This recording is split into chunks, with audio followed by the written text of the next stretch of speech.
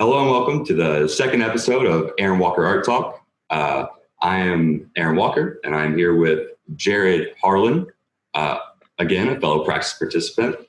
And for the second episode, Mr. Harlan has chosen Zootopia. Uh, Jarrod, why did you choose that? I chose Zootopia mainly because I love animals.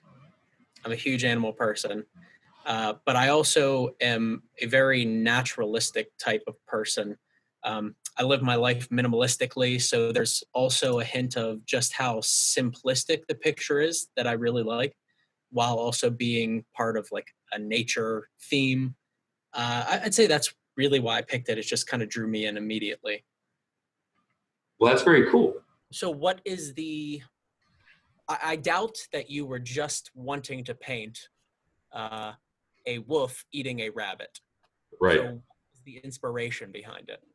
Well, the inspiration is actually a fox, but the inspiration is Oh, the okay. film. Well, it's like, but the inspiration actually is the film Zootopia, which I assume you haven't seen. I have seen it, Oh, you but have. I have seen it. So, interestingly enough, I just kind of thought that Zootopia was just like, your name for it.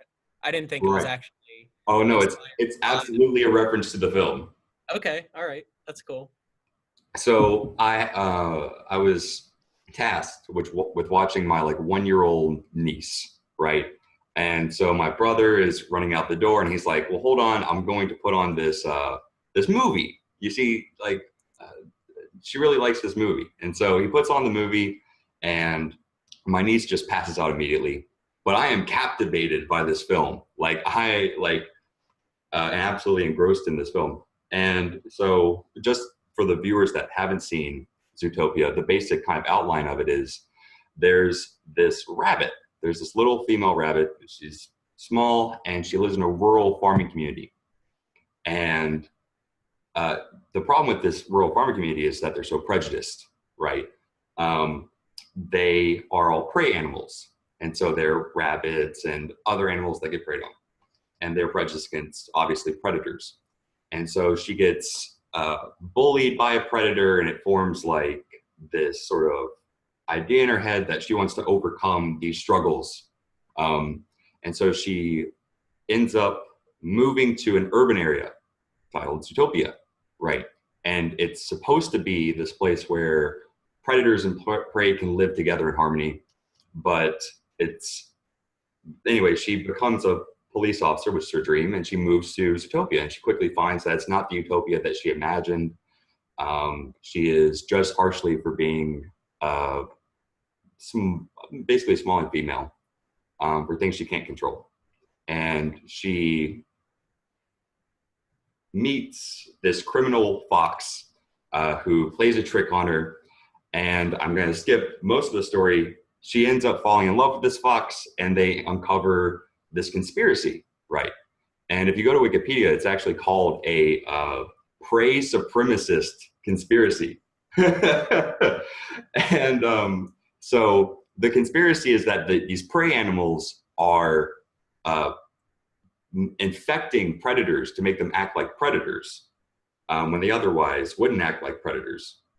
And so, anyway, the rabbit and the fox overcome the conspiracy, and after that, they live in Zootopia. And this utopian place where predator and prey just get to ignore. There's no natural tendency there. And so, I was like, this is such a political film for children. Like this is like my brother is showing this to like his 1 year old daughter, and it seemed to me to be tantamount to indoctrination because of course all of these themes are, I'm sure that the people who made the film would consider themselves liberal or progressive, but this strikes me as being neo-Marxist or like cultural Marxist ideology, like writ large. um, and so I made this piece where it's more realistic than the film is, because the film is done of course in 3D animation and the characters are anthropomorphized animals, but I drew them as this fox and this rabbit as foxes and rabbits, right? and I tried to make it kind of darker, but we can get into the sort of substance of it in a moment. Yeah. So did you paint this like immediately following the movie, Oh or yes, was that it was rabid. okay? I didn't know if it was like maybe something that was just kind of stuck in your head, and then like months later you were like, oh, I know what to paint. No. I mean, like, well, and actually, I looked up a reference picture, and the reference picture was a fox holding a rabbit. But I mean, like, it was immediately after that, and I tried to talk to my brother about it, like saying, "Hey, like, have you watched this movie?" Like that animals themselves, like literal foxes and rabbits, are like tabula rasa, and that like a fox wouldn't act as a predator if like there wasn't some fox society teaching them to. It's very odd. And I like even if that's your honest belief, it strikes me as like heavy content for a children's film. Yeah. Well, I would say, getting into the political side of things, that the media is doing their best to get the liberal, leftist agenda into every place that they possibly can, in Sure. every covert way that they possibly can. Mhm.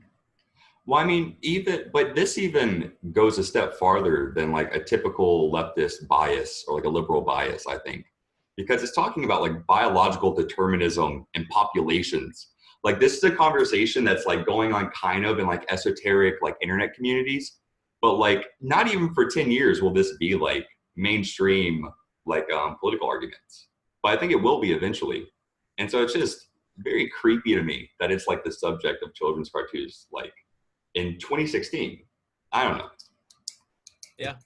But in Well, terms of, oh, did you just read about how Google banned the sale of Confederate flags? Like, they won't show you Confederate flags if you type in Confederate flag and then search shopping, but they will sell the communist flag. well, that was a big controversy like a year or two ago because Walmart took them off their stores and Amazon did, but I suppose that like Google is just catching up, right? Yeah. Like, I don't know. I It, hadn't seen that, and it could be fake for all I know. I just briefly saw it, and right? I Those take, Facebook headlines will get you, dude. Like, yeah, grain of salt there, but I wouldn't put it past them, right? it wouldn't surprise me if they did it 2 years ago. It wouldn't surprise me if they did it now. I mean, especially with the heat that Google is under because of the whole, firing of that one guy, and now he's Yeah. suing them. They have they have Well, shit from all sides. well, they're sticking by that as a matter of fact. Like they're pretty unrepentant, and I think that they've gotten enough um, support from it. Like I'm sure that Google like runs numbers before they make like a political decision. I don't know, but they've certainly in the aftermath of that they've stuck to their guns. Yeah. Well, you know what? Like, they have their right to be wrong, right? So Well, don't we all? yeah, and at least they have the tenacity, right? So they're sticking by their word and not just backing out of everything that they believe Mm, in. for Believe in sure. whatever you want, right? Mm. But quickly though, one last thing to say about the piece itself, Yeah. because this is going to be contrasted in the next episode. And actually this is the piece right here again for size, so it's a Okay. tad bit larger than the other one, but hey, but I tried to make it fairly. It's very dark, and like I put a lot of effort into the eyes of this fox because I wanted them to be kind of like steadfast and eternal. Like it's the eternal predator. It's not like a particular incarnation of a predator, but it's an archetypal Yeah. predator. Um, and that it's nature, and that it's not something that is changeable. Like that's what eternal is. It's forever and not irredeemable, but unchanging. So that goes into like kind of my thought process when I was making it. So in the last episode, you kind of mentioned that there was no particular reason for the last one that you chose the color scheme that you did. Was there reasoning that you chose color for this one versus black and white?